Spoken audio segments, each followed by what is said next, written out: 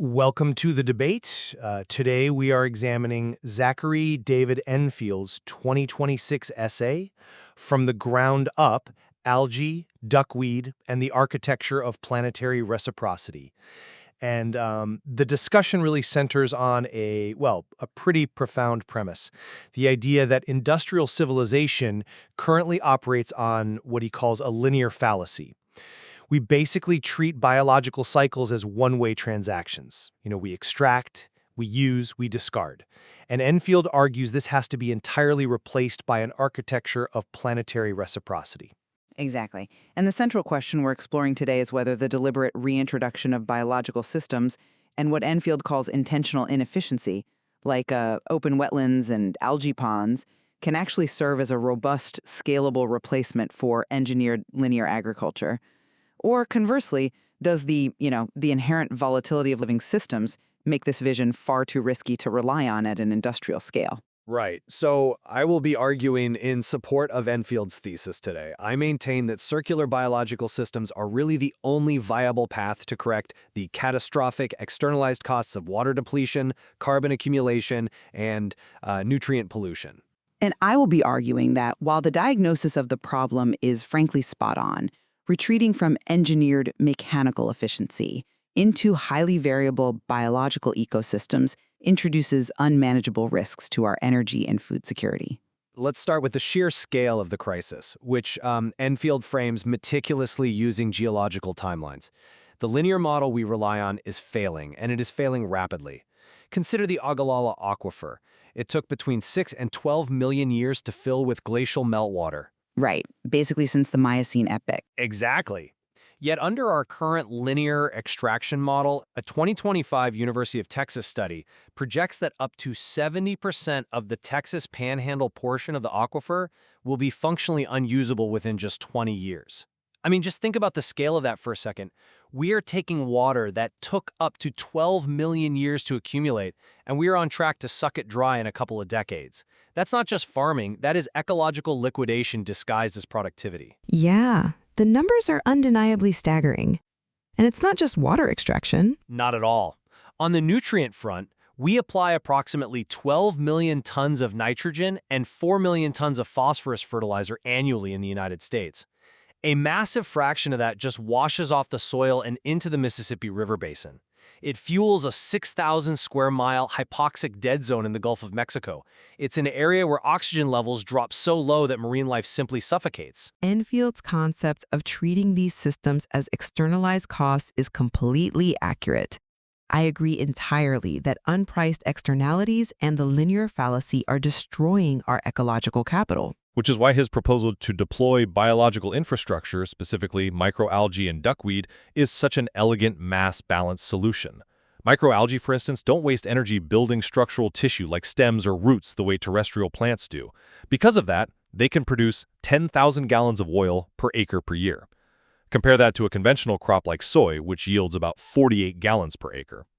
And it does this while acting as a massive carbon sink. We are looking at a necessary corrective to an existential error. Look, I hear the appeal, I really do. But I strictly challenge the biological corrective he proposes. The problem with living infrastructure is precisely that it is alive. That means it is volatile, seasonal, and exceptionally vulnerable. When you cultivate algae in open wetland environments, you're basically inviting toxic blooms to the party.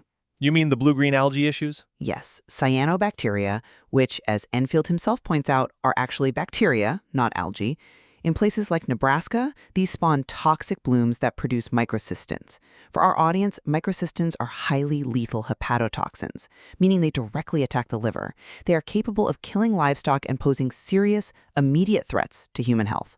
It's a recognized risk, certainly, but biological management has come a long way. But the risks compound. If you mismanage these saturated wet soils that Enfield wants to reintroduce, you trigger anaerobic decomposition. That emits methane. And over a 20-year period, methane has more than 80 times the global warming potential of carbon dioxide.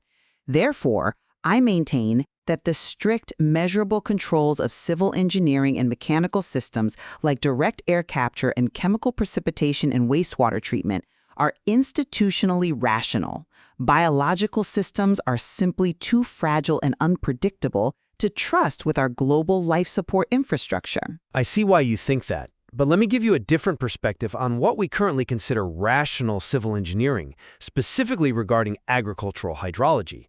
Let's look at the transition to center pivot irrigation, the system invented by Frank Zweibach back in 1948. It's an absolute engineering marvel. From a purely mechanical linear standpoint, it achieves 95 to 98% application efficiency. It is an engineering marvel, yes, but it triggered what Enfield calls the efficiency paradox. He mentions the hydraulic Jevons paradox.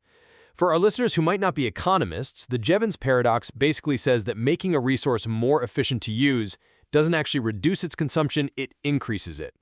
Think of it like getting a more fuel-efficient car, but instead of buying less gas overall, you just decide to drive cross-country every weekend. Right. So as per acre water use became more efficient, farmers didn't pump less water overall. Exactly. They just irrigated more land, or they switched to thirstier crops. The result of this rational engineering, we've seen up to a 150-foot drop in the water table in parts of Texas. But more importantly, this mechanical efficiency systematically eliminated the incidental, humidifying wetlands created by the old earthen gravity ditches. The unlined canals. Yes, those inefficient, leaky canals used to seep water into the ground, which actively recharged the aquifer, but they also evaporated moisture into the air, priming the atmosphere for localized convective thunderstorms. Enfield argues compellingly for what he calls Ditch 2.0, a deliberate return to managed, intentional inefficiency. By reflooding field margins and utilizing slow-moving biological corridors, we can actively recharge the aquifer and restore those vital local precipitation cycles. I'm sorry, but I just don't buy that. Let me tell you why. Intentionally abandoning 98% precision efficiency to reflood field margins is a massive, unjustifiable gamble in a region that is structurally prone to severe drought. We have to look at the basic physics of open surface water here.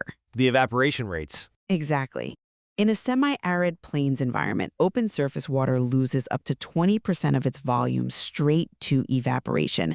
And Field posits that this evaporation is beneficial because it might humidify the local microclimate and trigger those convective thunderstorms you mentioned. But what if those localized thunderstorms don't materialize? They historically did before we drained the surface water. Historically, yes, but atmospheric dynamics are incredibly complex and they are aggressively shifting under climate change. If it doesn't rain exactly where you need it to, that water is permanently lost from the local system. You are taking water from an aquifer that only naturally recharges at a rate of about 1 inch per year, pumping it to the surface and effectively throwing a fifth of it away on the hope that the wind doesn't blow those clouds to another state. Precision irrigation prevents that catastrophic evaporative loss. But that evaporative loss isn't a total loss if the water's actively working while it sits on the surface. And this brings us to the core of Enfield's circular nutrient management, the duckweed loop. This completely changes the math on that standing water. How so? Because it isn't just a puddle waiting to evaporate. Duckweed, or Lemna minor, thrives in these slow-moving channels and ponds. A 2024 study in the Central Asian Journal of Water Research demonstrated that duckweed achieves a 96% total phosphorus removal rate in secondary clarifier environments. And it grows incredibly fast.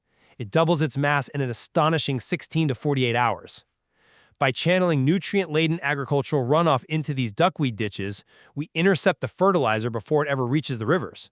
We stop that 6,000 square mile dead zone in the Gulf from forming in the first place.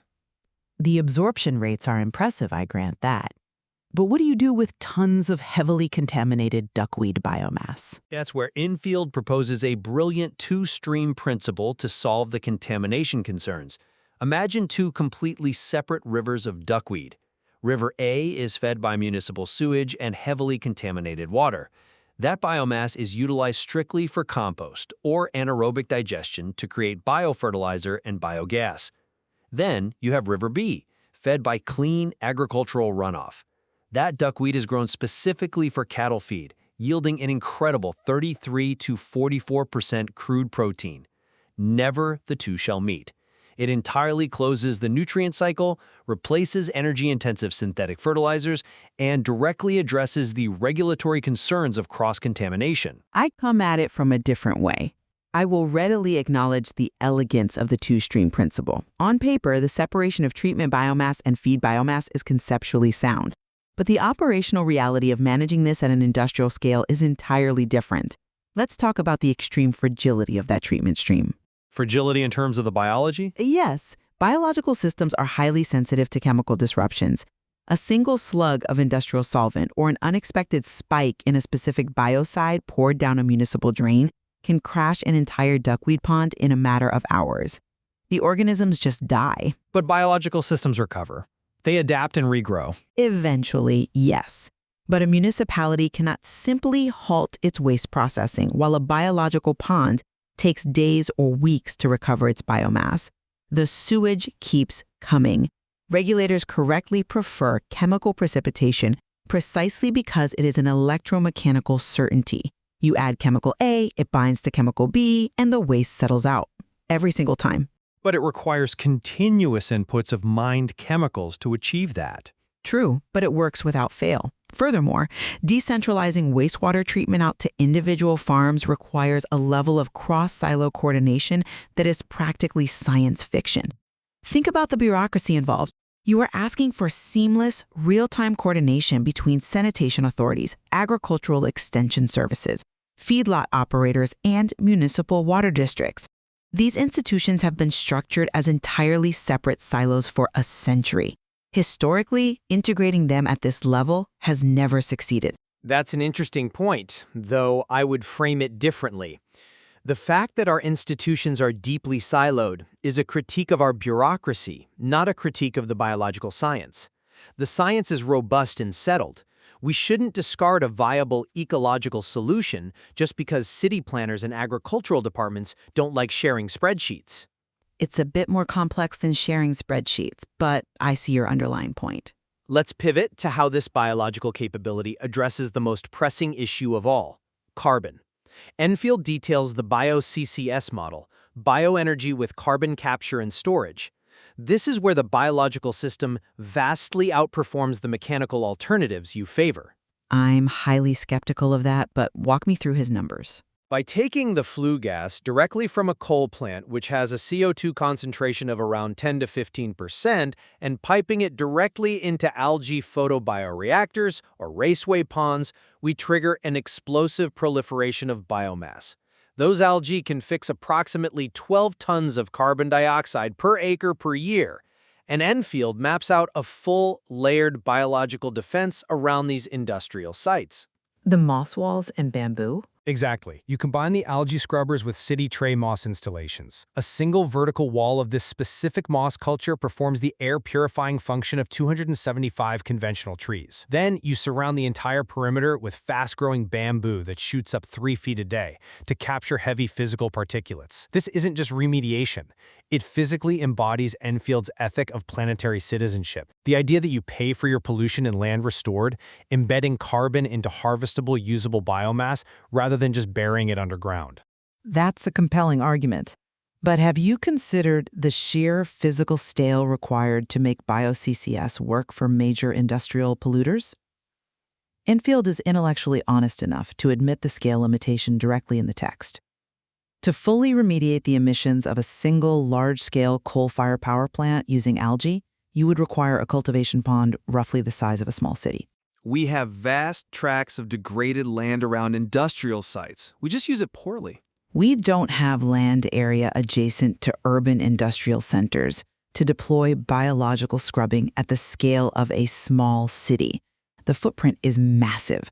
I completely agree that biological layers like bamboo perimeters and moss walls are excellent secondary filters, particularly for capturing physical particulates like soot that machines struggle with. But the staggering volume of industrial greenhouse gas emissions necessitates continuous 24/7 removal. Biology works every day. Yes, but algae and duckweed are fundamentally daylight dependent. Their photosynthetic efficiency drops to 0 when the sun goes down.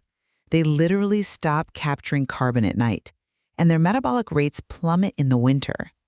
Mechanical direct air capture and underground geological storage, while lacking the romanticism of a green circular ecosystem, operate relentlessly around the clock, regardless of the season or the weather.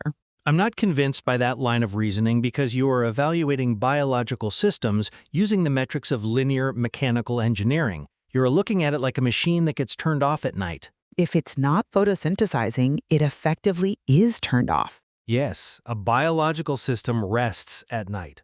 But as Enfield points out, a kilogram of algal biomass fixes 1.83 kilograms of carbon during its growth. And here is the crucial difference. When that algae is pressed into biodiesel, or when duckweed is anaerobically digested into biogas, we are not just removing carbon from the sky. We are actively generating a secondary, sustainable fuel supply that offsets fossil energy demand elsewhere in the economy. Creating a secondary market is beneficial, but it doesn't negate the footprint and reliability issues of the primary capture mechanism. But it addresses the root cause. The linear fallacy is essentially an accounting trick. It allows companies to record massive profits while pushing the true costs of ecological degradation like aquifer depletion and atmospheric carbon onto future generations and downstream communities. Implementing Enfield's sorghum wetland algae loop, or the duckweed loop, is not some romantic environmental luxury. It is a strict mass balance accounting necessity. If we want to survive on a living planet, the biological tools required to capture carbon, filter water, and reclaim what he calls misplaced fertility have quite literally been floating on the surface all along. I think we have to separate the profound ethical framework from the physical execution here. Enfield's concept of planetary citizenship, the proposition that the right to benefit from Earth's life support systems entails an obligation to maintain them, is a vital, necessary reorientation, treating human sewage and agricultural runoff not as permanent waste, but as misplaced fertility offers a transformative way to view modern agriculture. It completely shifts the paradigm from disposal to reuse. It does. However, execution is paramount. The unpredictability of living systems is not just a bureaucratic inconvenience, it's a structural vulnerability. The risks of catastrophic toxic cyanobacteria blooms, the potent methane emissions from improperly managed anaerobic wetland soils, and the deeply entrenched realities of institutional silos mean we cannot completely abandon engineered solutions. We must heavily weigh the consistent, round-the-clock reliability of mechanical carbon capture and chemical water treatment against the inherent vulnerabilities of relying entirely on seasonal biological ecosystems. Ultimately, Enfield's work forces us to confront whether we are willing to redesign our civilization around the realities of biological cycles rather than fighting them with brute mechanical force. And it certainly lays bare the true cost of our current mechanical efficiency, leaving us to navigate the incredible tension between the resilience of integrated biology and the absolute certainty of mechanical engineering. It's a tension that will undoubtedly define the next century of agriculture and environmental management. Thank you for joining us as we explored the profound questions raised by the architecture of planetary reciprocity. There is certainly far more to explore in this material, and we leave it to you to draw your own conclusions about how our civilization should manage its most fundamental resources. I want you to start by just imagining something for a second. Okay. Imagine you are holding a plant in the palm of your hand. Welcome to The Explainer. What if the solution to some of our biggest environmental headaches wasn't some high-tech billion-dollar machine, but something tiny, green, and maybe even floating in a pond near you? Today, we're going to dig into a radical idea that nature's smallest engines can solve our biggest problems. All right, let's jump right in with a pretty provocative question, inspired by the work of Zachary Enfield. I mean, think about it. What if these huge crises we're facing in our water, our air, our soil? What if they aren't actually separate problems at all? What if they're all just symptoms of one single fundamental mistake we've been making for over a century? Okay, so let's dive into what that mistake is. The source material has a great name for it, the linear fallacy. You know, when you look at nature, It's the ultimate recycler.